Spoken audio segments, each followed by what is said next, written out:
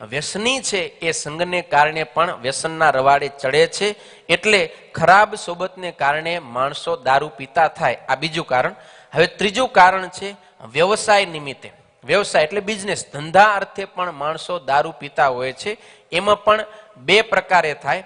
એક તો વ્યવસાય એટલે કે ધંધો જેનો એવો હોય, જેમ કે ડ્રાઈવરની લાઈન, સમજ્યા ને, કે ડ્રાઈવરિંગ જે કરતા હોય એ સેજે સેજે દારૂ પીતા થઈ જાય. કેમ તો કે એને આમ લાંબે સુધી ગાડી હાંકવાની હોય, આખી રાત ગાડી હાંકવાની હોય, એટલે ઊંઘ ના આવે. એના માટે એ લોકો પછી શું કરે, નશો કરે. એમાં દારૂનો નશો થાય, પછી ગુટકા તમાકુનો કરે ને ઘણા દારૂનો નશો પણ કરે છે. તો આ રીતે એક વ્યવસાયને કારણે ડ્રાઈવર લોકો, પછી રાતપાળી કરતા મજૂરો હોય જેને રાત્રે ડ્યુટી હોય, તો એ બધા પછી ઊંઘ ના આવવી જોઈએ, કારણ કે ડ્યુટી છે એટલા માટે પછી દારૂનું સેવન કરે. એના સિવાય ઘણા બધા રાત્રિ મનોરંજનના કાર્યક્રમો થતા હોય છે. એ કાર્યક્રમ આપનારા કલાકારો, બધાએ નહીં, આપણે કોઈના ઉપર બ્લેમ નથી કરતા, પણ બહુધા એવું રિસર્ચની અંદર જોવા મળેલું છે કે રાત્રિ જે પ્રોગ્રામો, આખી ફૂલ નાઇટના પ્રોગ્રામ થતા હોય, તો એની અંદર કલાકારો છે એ પોતે આખી રાત પરફોર્મ કરી શકે એટલા માટે બધાની અમુક અંશે કોઈક એ દારૂને રવાડે ચડી જતા હોય છે. આખી રાત કોઈ એવી રીતે ગાતા હોય, વગાડતા હોય, પરફોર્મ કરતા હોય, વગેરે વગેરે, બધા જાણે કે અજાણે એવીનો શિકાર બની જતા હોય. તો આ રીતે વ્યવસાયની અંદર એક બીજું, વ્યવસાયની અંદર એક ઇમ્પ્રેશન પાડવા માટે અથવા તો કંપની આપવા માટે. જો એક વખત સંતો આમ વિદેશ સત્સંગ પ્રવાસ માટે ગયા, તો એની અંદર એક હરિભગત હતા. એને સ્વામીએ પૂછા કરી કે તમે અહીંયા વિદેશમાં રહ્યો છો તો દારૂ બારૂ તો નથી પીતા ને?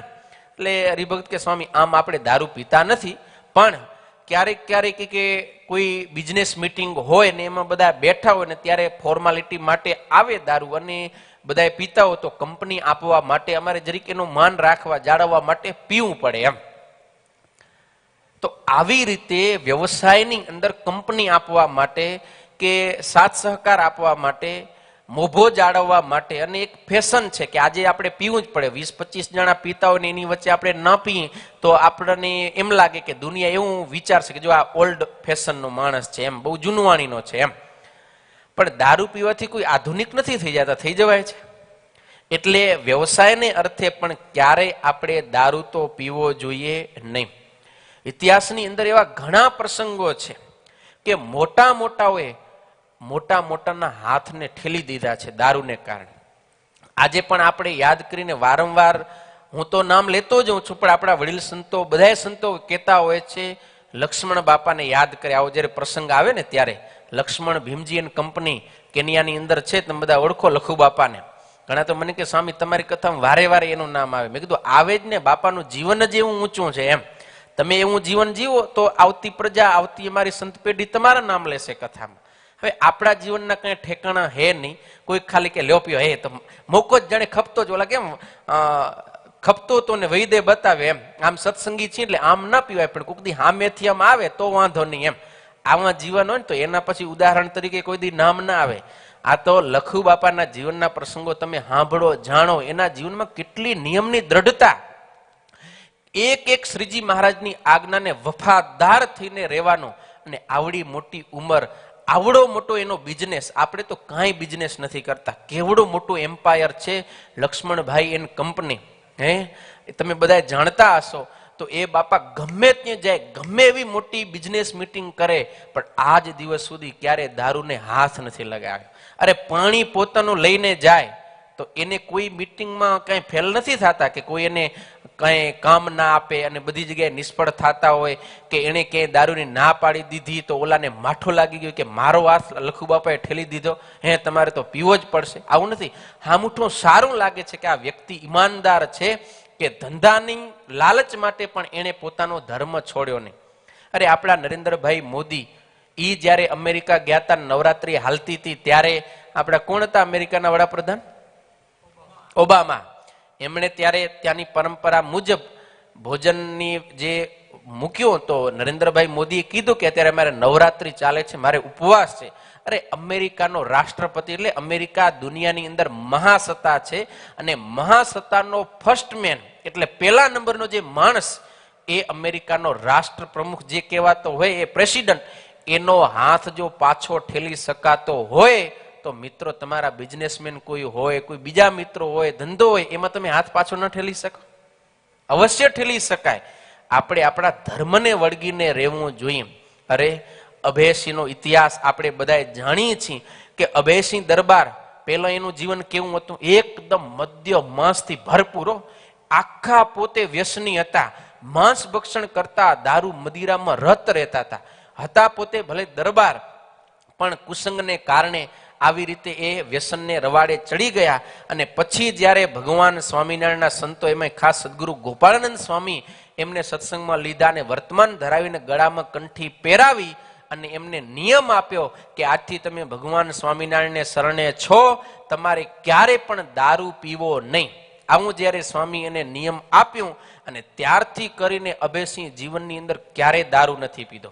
એમાં એક વખત એવો પ્રસંગ બન્યો કે જામનગરના જામ સાહેબને ત્યાં કને જામ સાહેબની પોતાની વર્ષગાંઠ હતી અને એના નિમિત્તે આજુબાજુના 20 ગામડાઓના મોટા મોટા રાજાઓ એ બધાએ જામ સાહેબે આપેલી આ પાર્ટી મિજબાની એની અંદર બધા આવેલા અને સરસ મજાની ત્યાં કને મહેફિલ જામીતી, મુજરો થતો હતો અને એની અંદર બધાએ રાજવી પુરુષો બેઠા હતા. ને એ વખતે એકબીજાને દારૂના પ્યાલા અપાઈને બધાને આગ્રહ કરીને દારૂ પીવાતો હતો.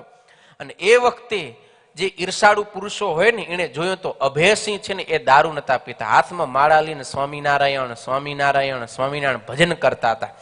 અને એ સમયે કોઈક ઈર્ષાળુ પુરુષો જે દારૂ પીરસતા હોય ને, સર્વ કરતા હોય, એને કીધું કે ઓ ખૂણામાં બેઠા ને એ ભગતને પાવ. એ કે એટલે એ જે માણસ હતો એ લાવ્યો ને અભયસિંહને કીધું કે લ્યો તમે આ દારૂ પીઓ. અને એ વખતે અભયસિંહ ના પાડી કે ના વાંધો નહીં, મને નહીં ખપે, જે પીએ ને તમે પ્રેમથી પાવ. એટલે એ તો ચાલ્યો ગયો, પણ ઓલો ઈર્ષાળુ માણસ હતો ને એને મોકો જોઈને આમ જોશથી બધાને સાંભળતા કીધું, ઓલાને કીધું, નોકર હતો ને ગોલકા કહેવાય, કે ગોલકા તારે હાથે ના લે ના, એ તો જામ સાહેબ ઉભા થઈને આપે ને તો અભયસિંહ પીએ, આમ કીધું. એટલે જામ સાહેબ પોતે પોતાની વર્ષગાંઠ એટલે જન્મદિવસ હતો, આનંદમાં જ હતા, એટલે પોતે સિંહાસનમાંથી ઉભા થયા અને હાથમાં દારૂનો પ્યાલો લીધો, આવ્યા અભયસિંહ પાસે અને અભયસિંહને કીધું, અભયસિંહ મિત્ર, આજે તો મારો જન્મદિવસ છે ને આવી મહેફિલ જામીન તો દારૂ ન પી, મને સારું ન લાગે, માટે આજે મારો જન્મદિવસ, મારા મનને ખાતર તો દારૂ પી. એટલે અભયસિંહ કીધું કે ના બાપુ તમે રહેવા દો, મને દારૂ નહીં ખપે, હું નથી પીતો. જામ સાહેબ કે અરે અભયસિંહ આમાં થોડું હાલે, તો મારો માણસ અને આજે આવો પ્રસંગ, એ બધા મોજથી પીરે તો ના પાડી દે, પી હાલે હાલે વાંધો નહીં પી લે. ઘણો આગ્રહ કર્યો, પેલો પ્રેમ થયો, છતાંય અભયસિંહે ના પાડી અને કીધું કે ના બાપુ દારૂ તો મારાથી નહીં પીવાય. અને એ વખતે જામ સાહેબને એવું ફીલ થયું કે આ ભરી મહેફિલની અંદર અભયસિંહ મારો હાથ પાછો ઠેલે છે રહ્યા, એટલે એનો જે પ્રેમાગ્રહ હતો ને એ ક્રોધમાં પરિવર્તન પામી ગયો. અને પછી જામ સાહેબે કીધું, એ અભયસિંહ શું વાત કરે છે, હું આ જામનગરનો બાપુ, અરે 20-25 પરગણાનો ગામ ધણી, અને હું મારા સિંહાસનમાંથી ઉતરીને સામે ચાલીને તને દારૂ પીવા આપું છું અને તું મારો હાથ પાછો ઠેલે? અરે મારો હાથ કોઈ પાછો ઠેલી ન શકે, માટે પી જા. અતિ જ્યારે આગ્રહ કરીને ક્રોધ કરીને વાત કરીને ત્યારે અભયસિંહ કીધું એ કે બાપુ દારૂ તો નહીં પીવાય, પણ જો તમારો હાથ પાછો ન ઠેલાતો હોય તો આ રહી તલવાર, એમ કરીને મ્યાનમાંથી તલવાર કાઢીને આપીને કીધું કે આ તલવાર વડે તમે મારું માથું ધડથી અલગ કરી નાખો અને પછી તમારે મોઢામાં જેટલો દારૂ રેડવો એટલો રેડજો, પણ જે ગળાની અંઠર સદગુરુ ગોપાળાનંદ સ્વામીએ ભગવાન સ્વામિનારાયણની કંઠી પહેરાવી છે એ ગળા નીચે તો ક્યારેય પણ દારૂ ઉતરશે નહીં. તમે કલ્પના કરો, જેને ત્યાં કને નોકરી કરે છે એવા એક રાજા, એ જમાનામાં તો રાજાશાહી હતી ને, તો જામનગરના જામ સાહેબના હાથ પાછા ઠેલી શકાતા હોય તો આ લોકોની અંદર ખાલી મિત્ર હોય કે આપણને 20-5 હજારનું કામ આપતા હોય એનો હાથ પાછો ન ઠેલી શકાય? ક્યારે પણ આપણે દારૂ પીવો જોઈએ નહીં. ભગવાન સ્વામિનારાયણે ના પાડી છે અને આપણે બધાએ સત્સંગી છીએ અને આપણે વર્તમાન ધારણ કર્યા છે, ભગવાનનું ભજન કરીએ છીએ, તો ભગવાનનું ભજન કરવામાં આ દારૂ માટી એ બધું આપણે છોડવું જોઈએ.